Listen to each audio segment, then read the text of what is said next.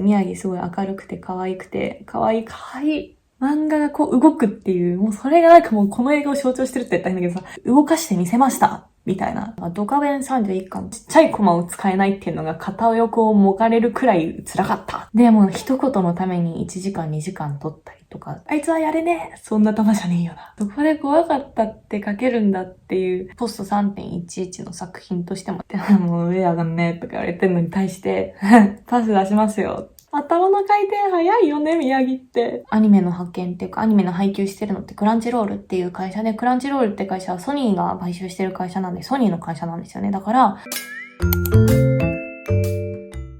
皆さん、こんにちは。ピコでーす。ということで、今日はですね、ちょっとね、いつもとはね、動画の内容が違うんですけど、もうね、私がどうしても話したいから、これは、申し訳ない。話させてください。はい。スラムダンク。ザ・ファーストスラムダンクにね、行ってきたんですよ、映画に。そしたらもう本当に素晴らしかったんです。でさ、私知らなかったんだけど、韓国の友達も見てて、それで韓国だと名前が違うのね。それもびっくりして、私思うになんか深津先輩とかめちゃめちゃなんか韓国語が似合うって言ったら変な。なんて言ったらなんか、すごい韓国語で喋ってるのが深津先輩すごいしっくりきて、機会があったらね、ぜひ韓国語でもね、見たいなって思ったんだけど、この動画マジでネタバレ全開でいくんでお願いします。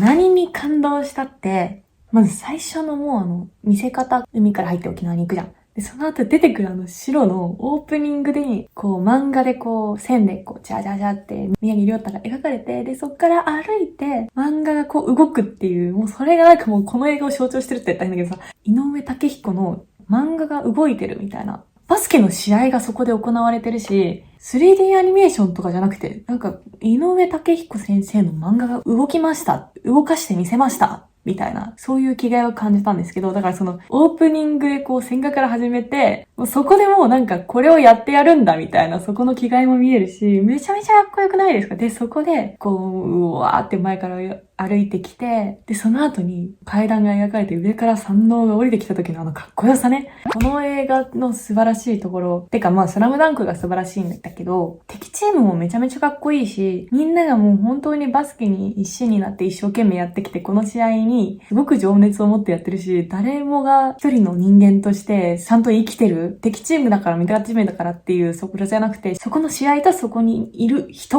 を描いてるっていう、なんかそれがめちゃめちゃいいですよね。だってこの映画見て一番好きなキャラクター、宮城亮太でしょ？で、沢北でしょ？で、深津なんですよ、次。やばくないですか？こんなことってあんまないと思うんですけど、もう本当に魅力的すぎて、キャラクターが。私なんで深津こんなに好きになったのかよくわかんないんだけど、すっごい深津好きなんですよね。で、CA 社っていうロゴまでめちゃめちゃかっこよく出るし、制作陣の本気が見えますよね、あそこで。そっからブザーが鳴ってスタートって試合スタートして、もうそしたら最初20分とかぐらいですか？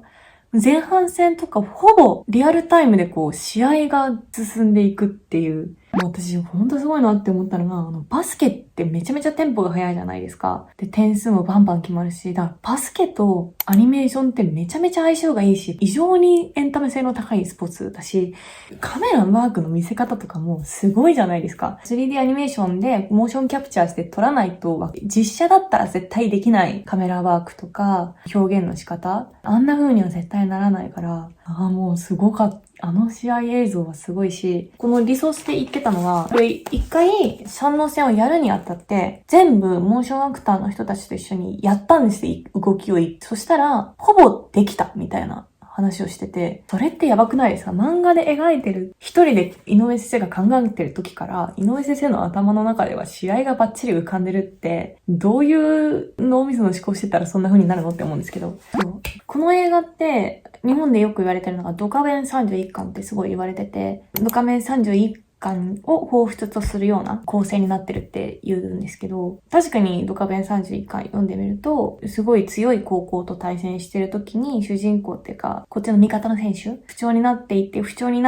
った時に、なぜこうなってるのかみたいな、そのキャラクターの過去が描かれて、で、それをこう試合で解決していく。試合中にキャラの過去を見せることで、そのキャラを人間化していくというか、そのキャラを超人として描くんじゃなくて、もうただの一人のバスケが好きな人間として、バスケが好きでこのためにやってきたっていう人を描くっていう宮城亮太だったら、原作だったらあんまり描かれてなくて、で、おしゃれで不良で、でもメンタルすごく安定してて、自信満々でいろんなことこなせるようなキャラっていう風に思われてたけど、実はその裏で心臓バクバクだったっていう話じゃないですか、今回の話って。今回の映画のキーフレーズって心臓バクバクでも平気なふりをするっていう、あれがやっぱり通底してある一つのフレーズかなって思うんですけど、過去の問題の答えとか、過去に回想して描かれるそのりょうたのトラウマだったりとか、他の人たちが抱えてたものだったりとかっていうのの解決を全部試合の中で、しかも言葉じゃなくてプレーとか目の動きとか表情で解決していくっていう解決の仕方も素晴らしいし、なんでこんなことできるのみたいな感じのアニメでしたね。試合のプレーでそれを描いていくっていうのがもう本当に試合にかける気合を感じたし、全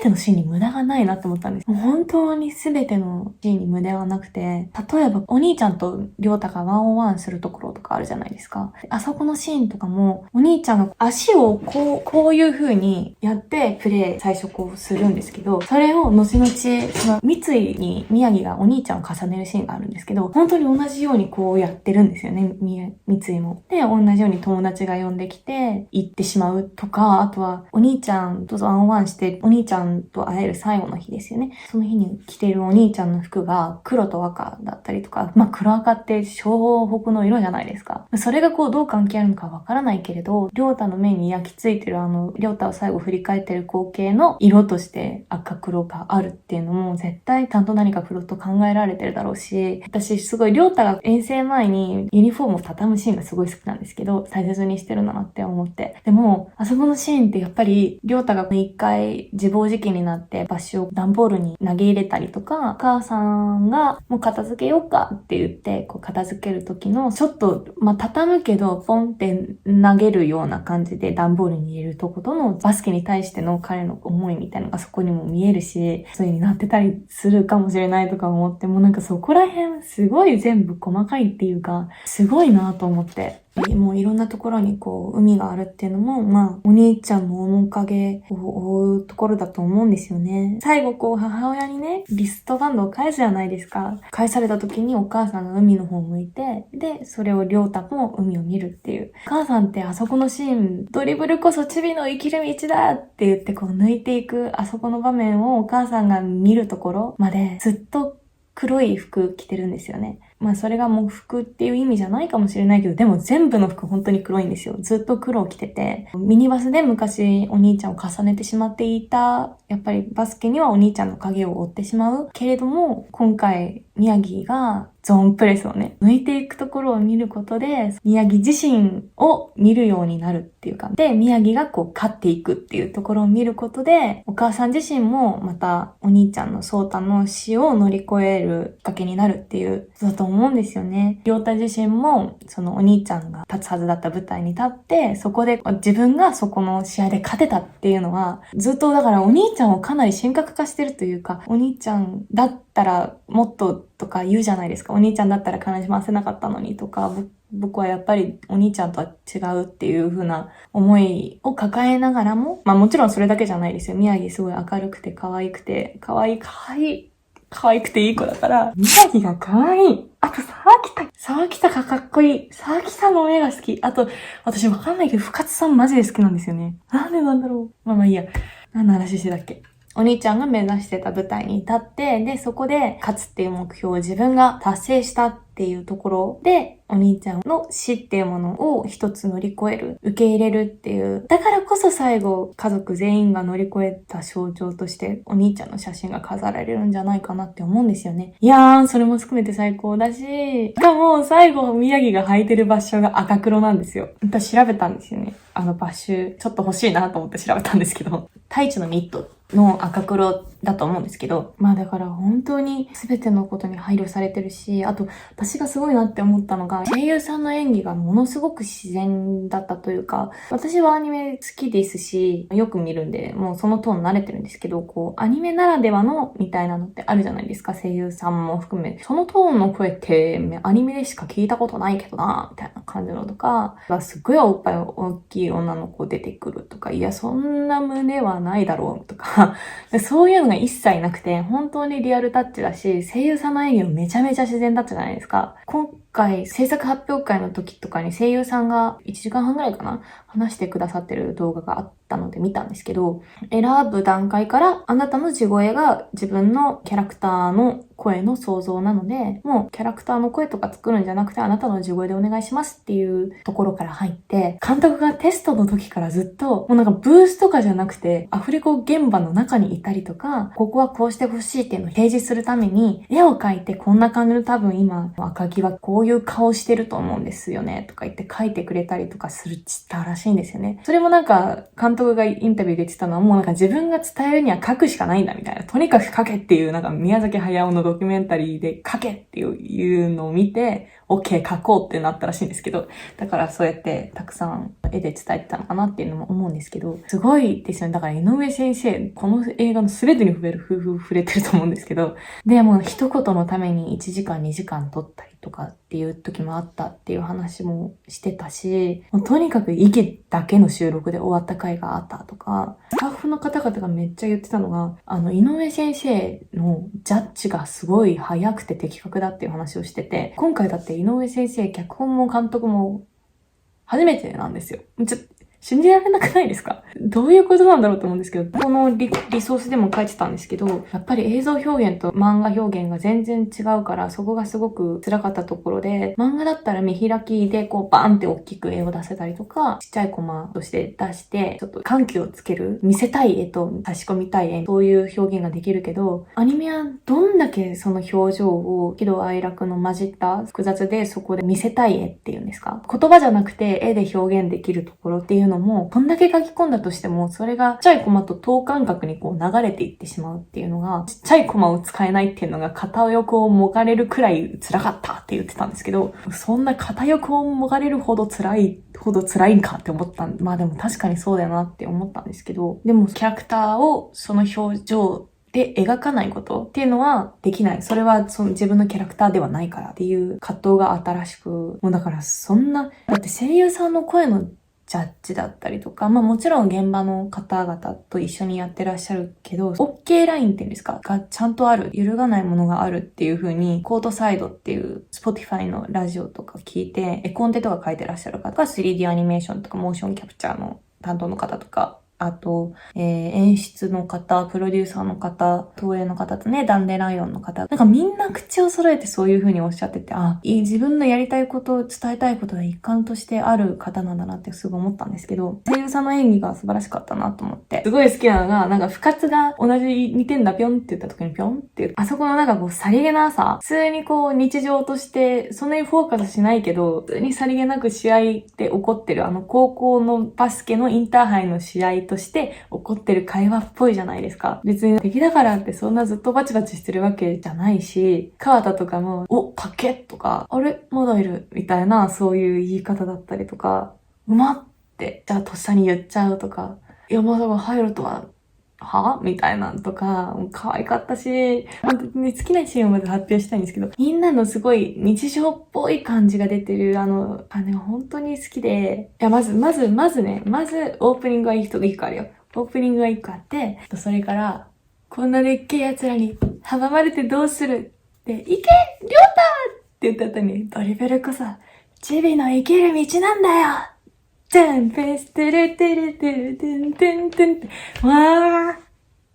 ー。やばくないですかあそこ。最高ですよね。いやーもうあそこは本当にかっこよかった。日がさ、私のことを日がって感じだけど、最高だった。あそこは本当に良かった。あと最後集まって、赤木がお前らにはムカついてばっかりだ、みたいなんで、みたいに言われて、でも、ありがとうよ、とか言って、その後に、何言ってんだよ、俺のためだし、みたいな感じでみんなにガンガン言われる、わちゃわちゃ感もすごい好きだし、あと沢北、いや、沢北好きなんだよな。なんで沢北あんなに好きなんだろう。沢北の、ルカワに宮城がパス出すか迷ってる時に、沢北が出せよみたいな感じで、こいつとやりてえから出せよみたいな感じで首食いってするのとかもすっごい好きだし、最後泣いちゃうとこもね、いいですよね。鼻から泣くんですよね。こらえきれなくて泣いちゃうっていうのが表現されてて、もうやっぱアニメーションも鼻がムズムズってしてから泣くんですよ。もう細かっけえ。すげえ。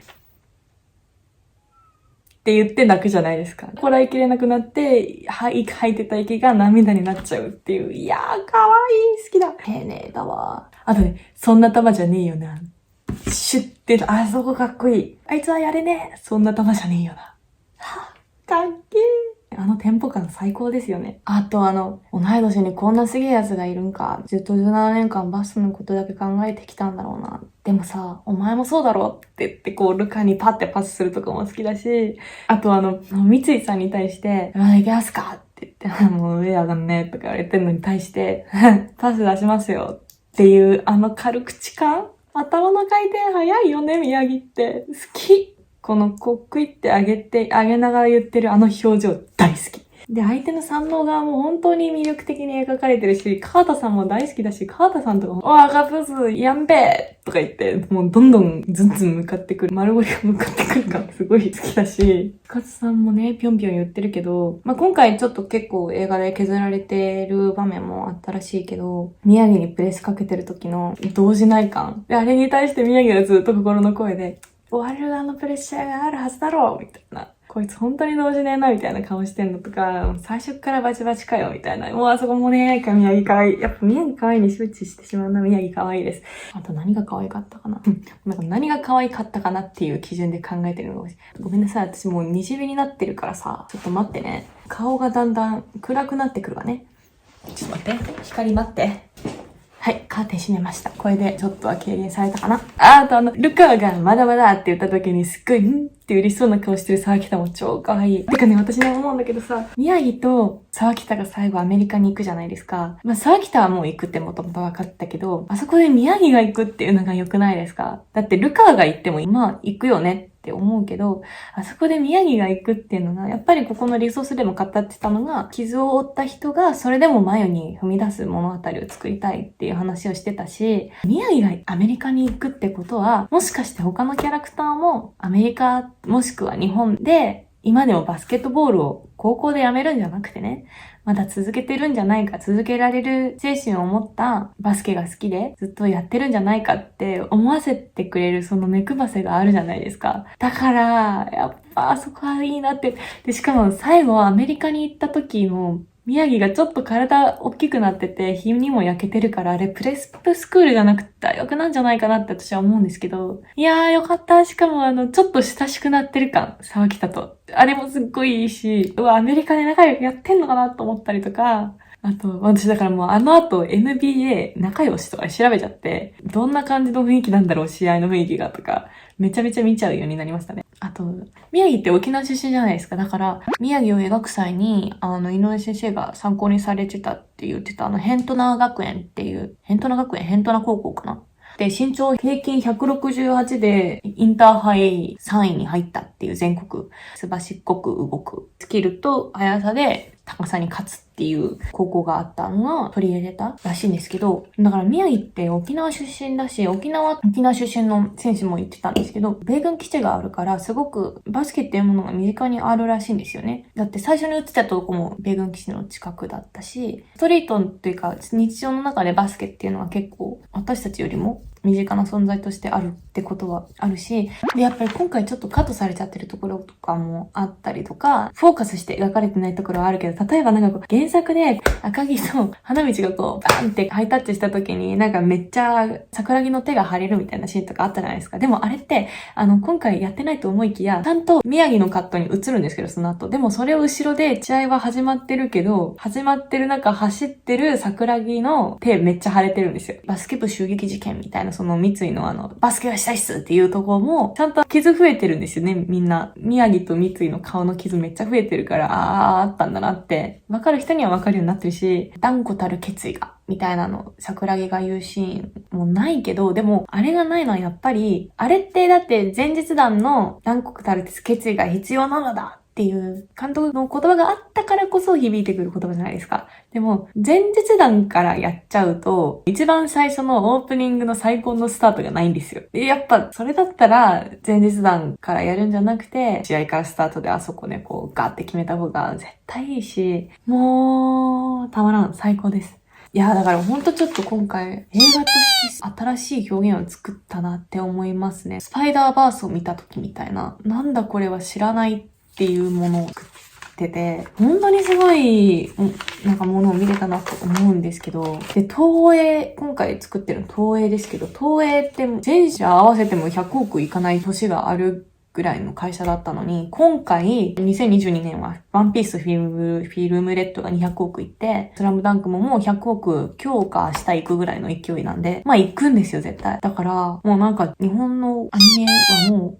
なんだろう。日本のだって映画ランキングとかって1位から10位の中で歴代屈高収入ランキングね。もうだから年々そう思ってますけど、日本でもう勝てる産業、日本が世界に打ち出せるものってアニメしかないんだなっていう。だって、日本の興行ランキングだとしてもですよ。日本の国内の中だけだとしても、興行復興ランキング1位から10位まで。1位鬼滅、2位千と千尋、3位君の名は、4位もののけ、5位ハウル、6位ワンピースレッドで、7位に謎に踊るダーウィソーサ線で、8位崖の上の巨女、9位天使の子、天気の子ね。で、10位が呪術だ。だから、日本の中だけでももう面白いもの。まあでも本当韓国とかと違って日本って本当に映画にお金をかけれなくなってる。予算もないし、お金かけれないところってどんどんいいもの生まれなくなってくるじゃないですか。まあで、日本のアニメにお金が現場に潤沢に回ってるわけではないけれど、でもそれでももう面白いものを作ろうって思ったら、アニメでどう作るかみたいな感じに日本はもうなっていくのかなって思ってしまって、もうスタジオとかも韓国とかの技術、撮影技術とかと比べたらもう全然難しくなってると思うし、大体なんかもう体制が結構古かったりもするから、もちろん、人によっては素晴らしい監督いらっしゃるし、才能がないわけではないと思うんですけど、日本の映画業界に。でもそれでもやっぱりアニメ産業がこれからグローバルで出ていくんだなっていう。だってワンピースも全米でもナンバーワンになったし、東映は今国外でアニメの派遣っていうかアニメの配給してるのってクランチロールっていう会社で、クランチロールって会社はソニーが買収してる会社なんで、ソニーの会社なんですよね。だから日本が自分のコンテンツを海外でも自分の配給としてできるっていうで、そこで今回も多分東映とクランチロールが結託していろんなとこに出したりとかしてると思うんですよね。だから日本のアニメに未来を感じたというか、まあ、アニメにしか未来は感じないとも言えるけど、でもそれでも素晴らしい作品だったなって思う。で、やっぱり人間性をみんなに獲得させていくあの感じも素晴らしいし、あと私すごい好きなのが、最後お母さんとのってどうだったって言われて、強かったって言った後に怖かったって言うじゃないですか。もう、あそこがすごい好きで、怖かったっていう風に言えるっていう、そこの寄り添いというか、そこの、だから、セリフの書き方とかももう、すげえっていう、井上先生すごいな、どこで怖かったって書けるんだっていう。だって、今まで心臓バクバクなヘルニア平気じゃないけど、平気なふりをしてた。平気じゃない時ももちろんあるけど、それを平気に周りに見せられてた子の話で、それって今の人たちにもすごい当てはまることだと思うんですよね。辛いコロナ禍とかもあったし、日本だったら例えば、この映画の2009年に最初先生にやりませんかって東宝が持ちかけて、先生が OK 出したのが2014年なんですよね。だから震災があって、震災の後ってやっぱり日本ってすごくガラッと空気感が変わったと私は思うんですよね。だからそのポスト3.11の作品としても弱さとかこんなに辛くて苦しくて、でもそれでも頑張って生きていかなきゃいけないし、笑ってなきゃいけないみたいな。そこの感じを描いてる映画だけど、そこでこう怖かったって母親にちゃんと言うっていうところで一つ救い上げるようなところが本当になんて優しいんだと思って、そういうのも含めてバスケ表現はクソぶち上がるし、そういう細かいところですごくこぼれるものを受け止めるような映画だったし、あとお母さんもね、宮城はすごくお母さんに対して負い目があるというか、お兄ちゃんの方が優秀なのに僕がみたいな感じ思ってるけど、でもお母さんはお母さんで、まあもちろん重ねちゃう時もあったとは思うけど、でも一番最初にこう捨てちゃおうかって言った時も、あれもやっぱ宮城を思っての発言だったし、まあその後ちょっと向きになっちゃうっていうとも、でもそれもわかるじゃないですか。お母さんだってお父さんを亡くしてすぐにお兄ちゃんも亡くしてしまってっていうところもあるし、何考えてんのあんたって怒鳴っちゃうけど、でもその後にこう神様に救ってくれてありがとうございましたっていう感じで、病室をね、後にした後に祈ってたりとか、誕生日のシーンでケーキ食べ終わった後、ビデオ見てるじゃないですか。宮城はお兄ちゃんのビデオ見てるなって立ち去っちゃうんだけど、本当はその後に出てくるりょうたを見て笑って、その後もりょうたのね、ドリブル練習見てるじゃないですか。ちょっと不器用で伝え方ちょっと伝えられない部分もあったのかもしれないけど、本当に愛に溢れてるし、最後ね、こうタッチするときも、ちょっと多分ね、お互いこうボディタッチとかハグとかやり慣れてない感があって、それでもそのお帰りっていうあそこの柔らかさとか、もうたまらんかった。素晴らしい作品でした。皆さん、ぜひ見てない方見てください。あと私はどうにかして韓国語吹き替えで見たい。韓国語で喋ってる深津さんを見たいんですけどね。私三能メンバーすごい好きになっちゃって、三能メンバーの韓国語吹き替えめっちゃなんか聞きたいんですよね。謎に。絶対後悔しない。絶対後悔しないから。もう絶対後悔しないし何回でも行きたいって思うと。こんな感じで今日は終わります。もうすごいただの垂れ流し動画になっちゃったけど、後で編集大変だと思うけど、じゃあねー。